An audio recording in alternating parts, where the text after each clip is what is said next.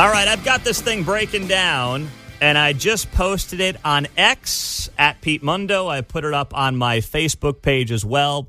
I have got this thing breaking down at 8:05 on an election day morning. Donald Trump winning 296 electoral votes, while Kamala Harris wins 242 electoral votes, which would make Donald Trump the 47th president of the United States. Woo! Such a nice man. Okay, here's how I see it breaking out in the swing states. And no, I don't believe the polls showing that Kansas is going blue or Iowa's going blue. Sorry, I don't believe that. In the swing states, I see Donald Trump winning Georgia and North Carolina, in large part because those states have not had close to the turnout in the early voting, and that's been true across the board, that they need. But those states are the swing states were always more likely to lean Donald Trump than some of the others. In Georgia, urban turnout's down 153,000 compared to 2020. Rural turnout in Georgia is up 172,000 compared to this point in 2020. That's a 320,000 vote swing. Now, urban voters don't always necessarily vote Democrat, but obviously, and rural voters don't always vote Republican, but we know where the trends are there. So that is a major step in the right direction for Donald Trump in Georgia. There have been reports that Kamala Harris has pulled her advertising in the last couple of weeks out of Georgia and out of North Carolina. And I see a similar thing happening in North Carolina. North Carolina and Georgia, I believe, are going to break the same way. And that is for Donald Trump by 2, 3, maybe 4 points. These states North Carolina wasn't all that close. The polling was off by about 5 points in North Carolina last time around. Trump won it fairly comfortably by about 2. I could see that being a larger margin of victory this time around to maybe 3. And we all know about Georgia, right? Georgia was razor thin in 2020. When you look back on it, we're talking about 12,000 votes out of about 5 million. And based on where the country is today compared to 4 years ago and where some of those key blue parts are in Georgia, I don't see that turnout being nearly as high. And that's something you're seeing across the board. The enthusiasm, especially in some of these Sunbelt states, is breaking towards Donald Trump. And I think Trump takes North Carolina and Georgia with relative ease. Let's go out west. I believe Trump ends up winning in Arizona. Border state, a lot of issues there. I think some of the old days of the McCain voter being mad at Donald Trump is probably come and gone as the McCain voter continues to kind of fall by the wayside. I mean, John McCain, rest in peace, is still a presence there in Arizona. Is it as big of a presence as it was even just a few years ago? I don't think so. And they are at ground zero of the border crisis. If there's ever a state that has dealt with the border crisis that is realizing the two directions this country can go, it's Arizona. So Arizona will go for Donald Trump as well. And it's 11 electoral votes. Out west, Nevada. Now, I know a lot of Republicans are very optimistic about Nevada. I've got to see it to believe it. I'm going to give Kamala Harris Nevada's 6 electoral votes. I know people will say, well, the early voting is right now a big advantage for Kamala Harris, and I get it. I see that, just like you do. But Nevada is one of these states that takes days to count its votes. I'm not saying that it's not necessarily on the up and up. I'm just pointing that out, and that specifically in Clark County, home of Las Vegas, you will be counting votes for several days. It took 4 days last time around to announce a winner in Nevada. Nevada law allows all mail ballots postmarked by Election Day to be counted until 5 p.m. on Saturday. Mail ballots with an unclear or no postmark must be counted by Friday at 5 p.m. There were multiple lawsuits over this. The statutes were upheld, and I could see a razor-thin margin of victory for Kamala Harris in Nevada when all is said and done. Now go to the blue wall. And this is where I think Donald Trump may exceed some of the expectations. I believe that Donald Trump wins Wisconsin, and it's 10 electoral votes. There have been people on the ground that I've had a chance to speak to in Wisconsin who believe that the enthusiasm gap between Donald Trump and Kamala Harris amongst certain key constituents is night and day.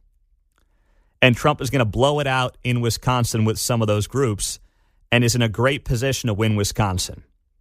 So I'm going based off of some of that. People I've talked to who have been working in the state of Wisconsin.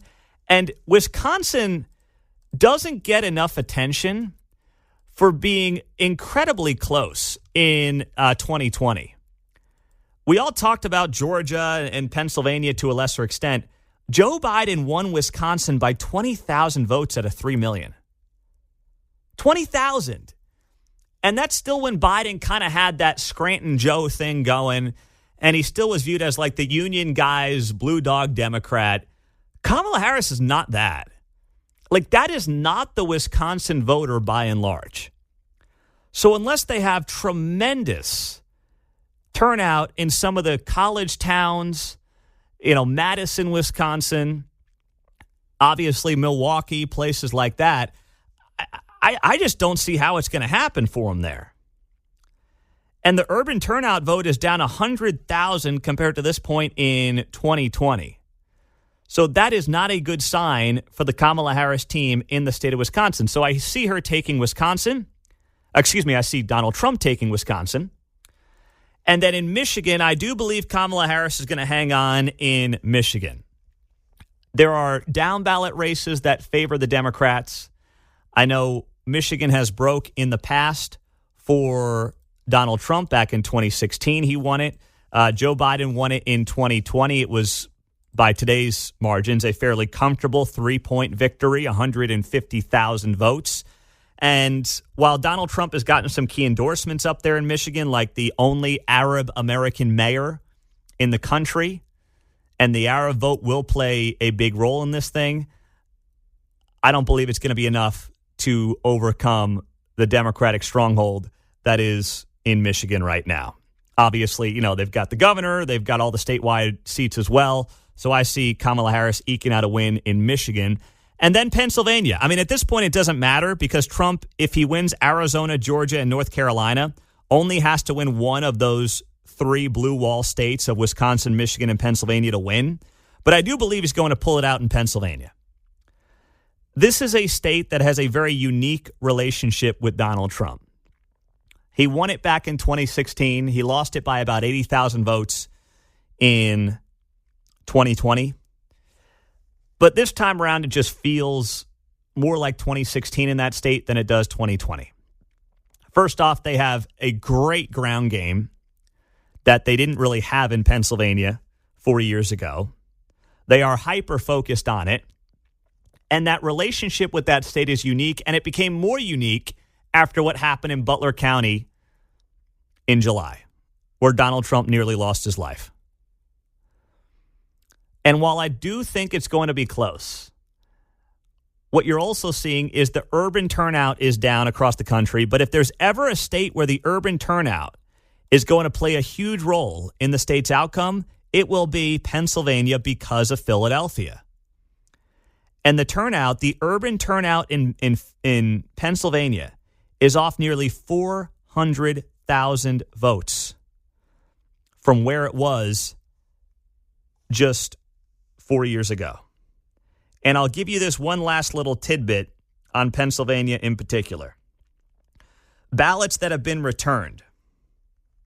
All right, this is important. Ballots that have been returned. 2020 compared to 2024.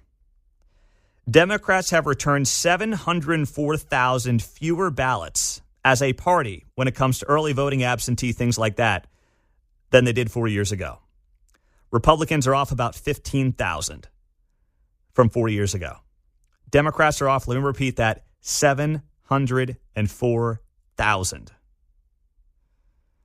That is an astronomically bad number for them. So if Republicans do turn out on Election Day in that state, it might not even be all that close. So I'm predicting Donald Trump with 296 electoral votes, Kamala Harris with 242 electoral votes. Of the 7 swing states, Donald Trump takes Arizona, Georgia, North Carolina, Wisconsin, and Pennsylvania. Kamala Harris takes Nevada and Michigan. The one I feel worse about is Nevada. That's the one that I could easily see going to Donald Trump. but I'm going to have to see it to believe it. There you go.